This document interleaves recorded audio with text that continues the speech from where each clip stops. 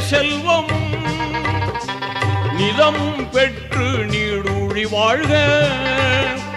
ஆண்டவன் அருளால் குழந்தைகள் ஈன்று அறமாய் நபி வழி நடந்து வாழ்க.